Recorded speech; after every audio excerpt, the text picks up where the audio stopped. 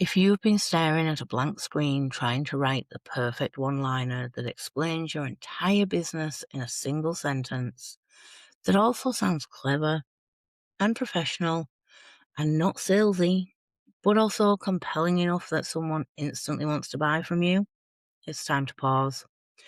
That's not a business task. It's performance anxiety disguised as marketing. You don't need a perfect sentence. You need two clear lines that help someone understand what you do and whether it's for them. That's it. Today we're talking about the two-line offer, a way to talk about your business that actually sounds like you and works in real conversations. And it doesn't require a copywriting degree or 3 shots of espresso to get it right. Hey up, I'm Leigh, and this is week 5 of Basic AF. Now here's what usually happens at this stage. You've picked your person. You know the problem you're solving, and now every business coach on the internet tells you to nail your messaging by writing some version of I help person to result without pain. And look, that structure isn't useless. We've been using it. It's a good framework for clarity. But when you're early stage and still trying to find your voice, trying to cram every detail into one perfect sentence can spiral you into rewrite hell. You'll end up with 47 versions saved in your notes app, none of which feel right, and you still can't explain what you do when someone at a party asks you. So you just say, it's complicated, and grab another drink. So instead, we're doing 2 lines. What do you do, and who it's for and what changes for them. This gives you breathing room. It lets you be clear without being robotic, and it's flexible enough to work whether you're selling a product, a service, or something digital that you're pretty sure counts as a business, but honestly, you're still figuring it out. What a 2-line offer actually is.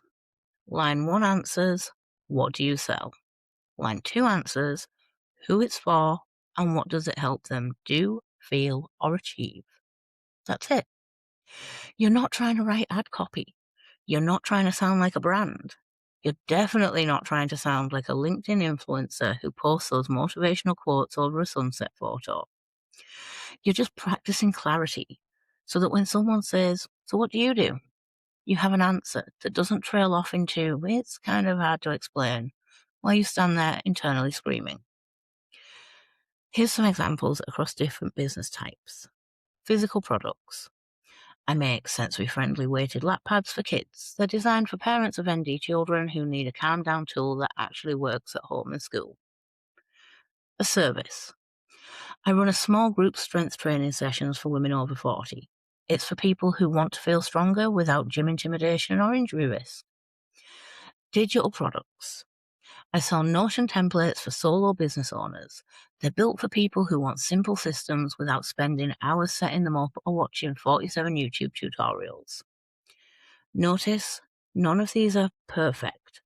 None of them are trying to be clever. They're just clear. No one's winning a copywriting award here. And that's fine, because copywriting awards are weird anyway. Why 2 lines instead of 1? Because 1 line forces you to choose between being clear or being compelling. 2 lines lets you do both. Line 1 is practical. It names the thing. Line 2 adds context, so the right person knows that it's for them. Also, and this is important, this isn't final. Your messaging will evolve as you talk to real people. You get feedback and you hear how they describe their problems. This is your week 5 version, not your forever version. Not the thing you're going to get tattooed on your arm, although I may have done that, or put on a billboard. Just the version that gets you through the next conversation without panicking. Some common traps that you'll want to avoid. Trying to sound professional. If your 2-line offer doesn't sound like something you'd actually say out loud, rewrite it. Use your words, not LinkedIn. If it sounds like you're reading from a corporate brochure, bin it. Cramming in every detail. You don't need to explain your entire business model, pricing structure, delivery format, and refund policy in 2 lines. Just enough for someone to know that they should keep listening. waiting for it to feel perfect. It won't. Not yet. And that's fine. Clarity comes from testing it, not from thinking harder or rewriting it for the 83rd time at 11 p.m. on a Tuesday. Forgetting who you're talking to. If your line 2 doesn't name your person or the situation, add it. For busy parents, for people restarting after burnout, for small product businesses who are tired of Etsy's nonsense. Being specific and giving context helps. Here's a little capacity awareness note. If you're ND, chronically ill, or just someone who spirals on word choice, this is not the place for perfectionism. Set a timer for 10 minutes.